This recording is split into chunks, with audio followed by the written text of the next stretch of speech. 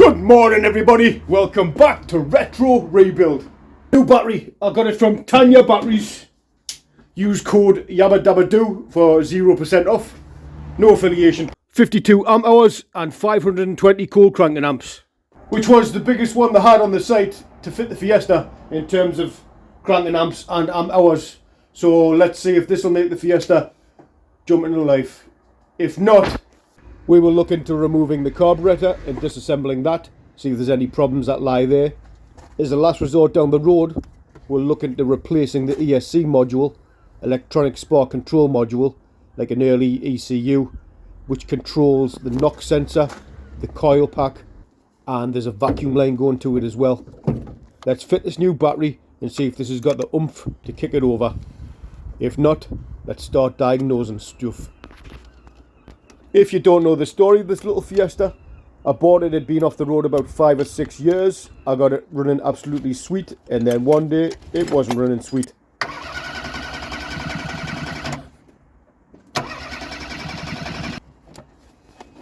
So the diagnosis you don't see in this video, because the wind blew me knackered camera clamp to one side and there was some nice footage of the pavement for 30 minutes, is we checked power going to the coil, and there was power to the coil. We checked the spark plugs and they were all sparking. And what we did do was remove the spark plugs, check the gap, which was massively off. I don't know how they ended up being massively off, but we checked them all, gapped them, and we were getting, like, the car was trying to kick. So I did spray a little bit of Easy Start, which I don't like using, down the manifold, and it did try to kick a little bit.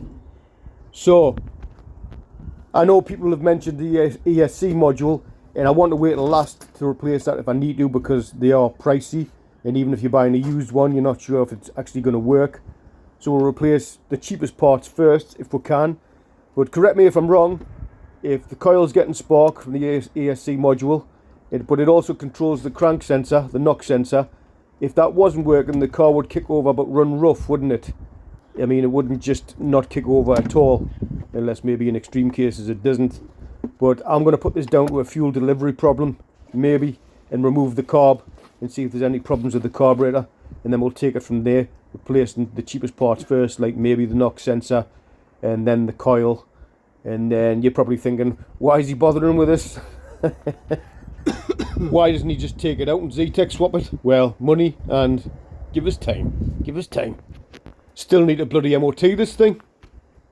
Retro Rebuild. We don't give up on stuff. Right, to remove the carburetor, we're just going to remove the choke cable first, which is just held in place in a plastic retaining clip thing, and also a metal clip holding it to the body of the carburetor. To remove the accelerator cable, it's also just clipped in a plastic housing. Removing the fuel supply to the carburetor, which is held on with a retaining clip with a screw through it, which took some persuasion to get off, but I will be replacing the fuel lines eventually. Also removing the anti-dieseling, anti-run-on solenoid plug, which is just slip-on.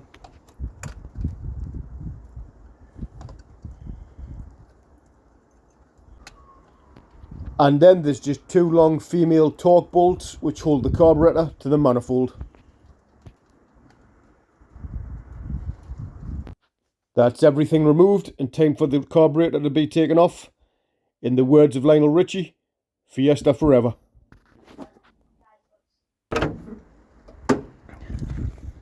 Bob's your auntie. And for the people that were asking last time, my future project, my Viva HC wagon or estate, it says wagon on the logbook, right? Shut up. Also, my dad's Rover P5B and my dad's Woolsey 1800. Or land crab, if you will. And we are back in the garage of hopes and dreams. We have the carburetor here to disassemble and check out. Brought my battery back up to put on a trickle charge. Although it's still fully charged, I'm going to just give it an extra oomph. What a cracking battery. We were cranking the shit out of that little Fiesta, and it's still green and the little eyelet check thing, and fully charged. Well, just over 12 volts, but we have been cranking the hell out of it, and oh, it's just much better than the old one. Right then, no messing about. Let's get down to business. Cup of tea. Oh yes, it's getting dark, so I've rewired the west wing of the garage. Put some lights on the veranda. To give you wonderful people's watching more light, so it looks less like you're watching a Betamax video. Right. Whisper Gold, arguably one of the top 10 best chocolate bars. Someone was asking us the other day, how come I don't have any Knockers bars anymore, and I just don't see them in Aldi anymore. Well, I think I've ate them all. Although they don't taste as chocolatey anymore. We do. We all know I've rebuilt enough carburetors to know them like the back of my hand. What's that bit? Right, let's start by checking out the accelerator pump and the power valve. Carb knowledge is my middle name. Whoa, whoa, whoa, whoa, whoa, come here. Right. Does that mean it's been rebuilt before, or is that just something that goes on from the get-go from the factory? What does this symbolise, right? No, we're going to check out power valve first. I don't have any instructions for this, so I'm going in blind. But if you don't do out, you'll not learn out, will you? Don't know what the hell I'm looking for in here, like. I haven't got a rebuild kit, so I hope I don't tear any gaskets or anything like that when I'm taking it off. You might be asking why I haven't got a rebuild kit. Well, it's quite pricey, the rebuild kits for these, but anyway, I want to check, make sure the floats aren't knackered, because they cost extra. They're like 20 odd quid or something like that, and then the rebuild kit is between, like, I'm sure it's between 50 and 80 there are. But let's check out all the components first, so I'm not just throwing money at it willy-nilly.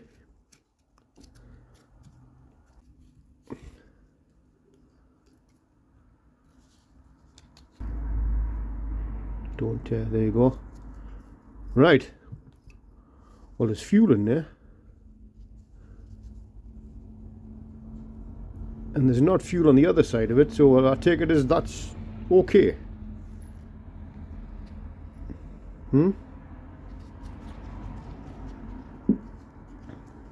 It can't hurt to replace it, which I will do. I'll get the rebuild kit and I will replace everything, but I'm just looking for obvious stuff at the minute.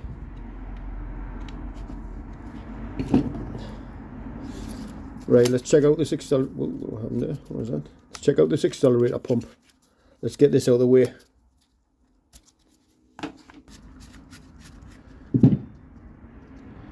Let's have a look at this and check out the floats.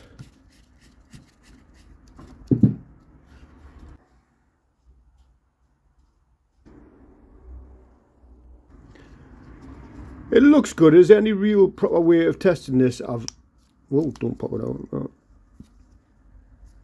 The rubber doesn't look perished or anything like that. Obviously it doesn't come out that far when it's in there, does it?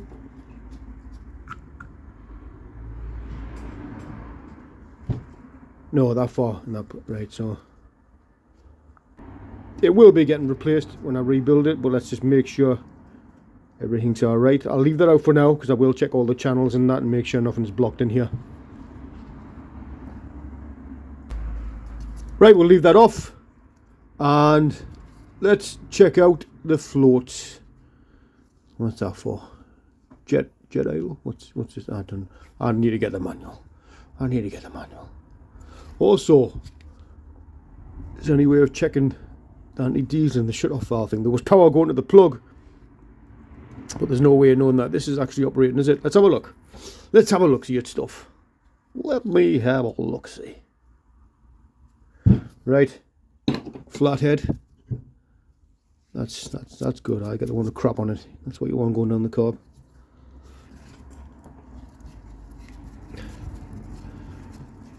Where's the other one?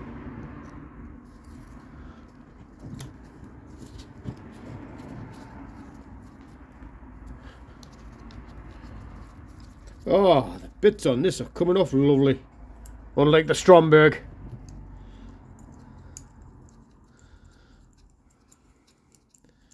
Actually, it might have been my fault, the top of the Stromberg. I might have been using a posi drive instead of a PH. Right, is that just two screws, is it? There's that one on the side as well.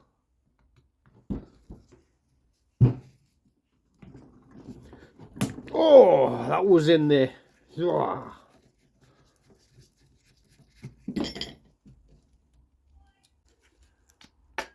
Oh yeah, man. Yeah, man. You ever had a carburetor just like popped off like that? Normally tapping at the thing for ages. Anyway. Right. Going in blind and you're coming in with it. If I can get me broken camera stand to stand still. Right. Gently does it. Gently does it. Hang on a minute, I'll get you a different angle.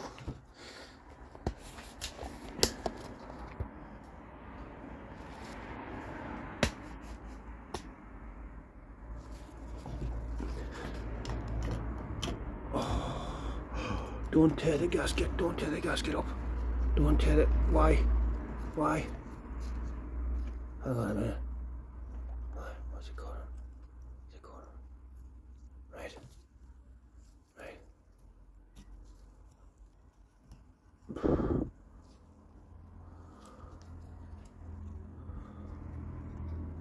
Oh, tore the gasket. Excellent. I tried to catch fog the other day. Missed. Anyway. What do you call a man with no shins? Tony. It looks absolutely lovely in here, and I don't know if that's because I used liquid malt carb cleaner. I've run it through a couple of times before, and it's, look at that, no gunk whatsoever in there. Doesn't mean to say there's not any gunk in any of the passages though, you know, where the fuel goes through. So let's pop these floats off. Floats are shutting it off. Can you hear that?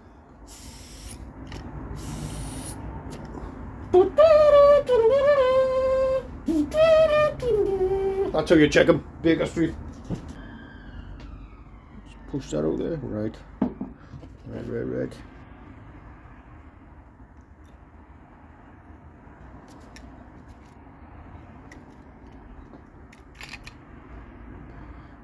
Pin for the floats.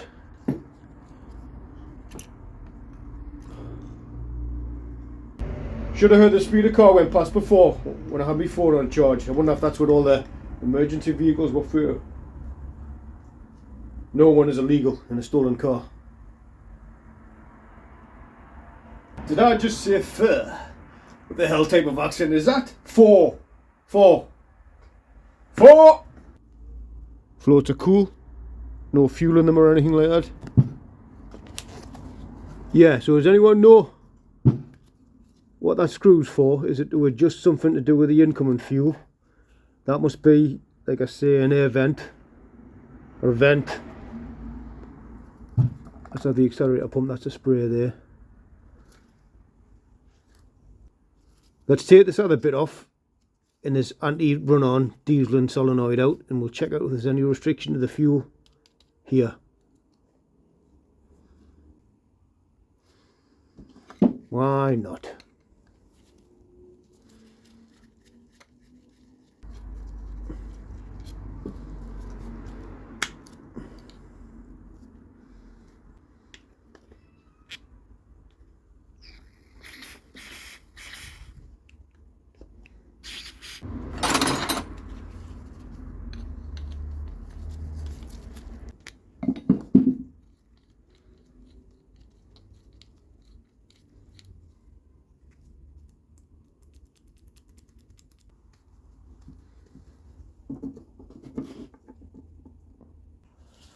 Right, just going to check this anti-dieseling, anti-run-on, anti-fueling solenoid, whatever it's called, because if this isn't working, it ain't getting no fuel. Just earth the body. Earth the body. Earth the body. Adjust my cables round, there we go. Anyway, right. That's working yet. See it pulling in? Unless it's not pulling in enough.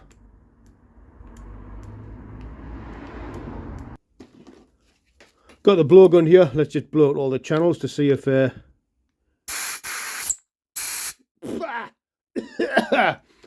that one's working.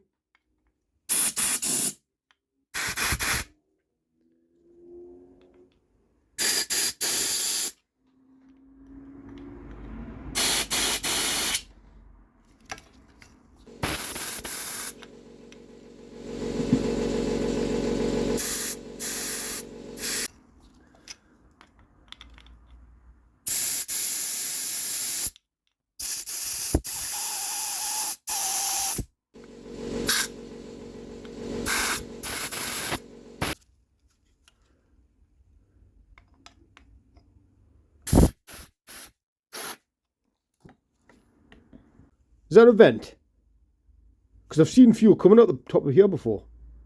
Or is this to supply that? Is that a vent on the top of it and that's to supply that through there? Let's get the manual. If I block that up.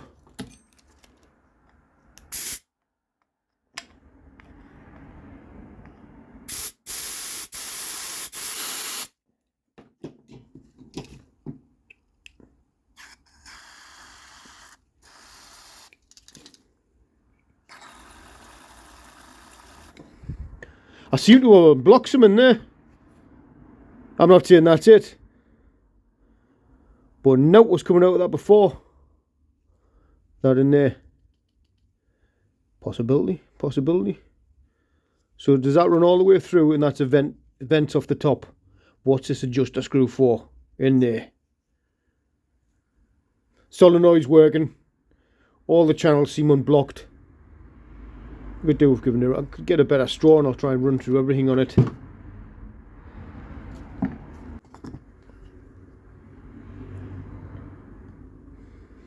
Anyway, yeah, floats are fine. Let's look at the rebuild kit. I need this gasket. See if I buy them separate. See if it's like cheaper. Ah, nah. But this gasket and the accelerator pump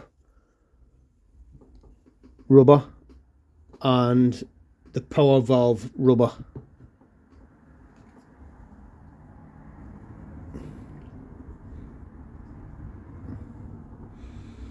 Anything else? Because you get a load of stuff in the kit, don't you?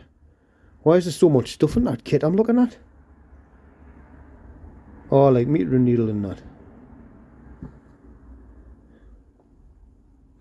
Yeah, may get the full kit. I don't know. Let's get the manual first, eh?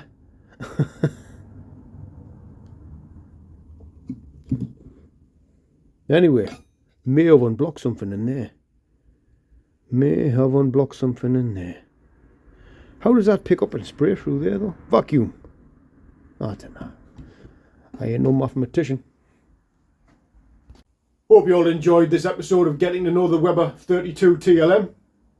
I'm liking it. I like the setup. I like it. Let's order a rebuild kit. Before I go, thank you very much to Mr. James Lansley. Thank you very much, James, who sent me these two books. I'll show you more of them next time. I'll leave you on a cliffhanger. This one is absolutely mint. Never seen this one before.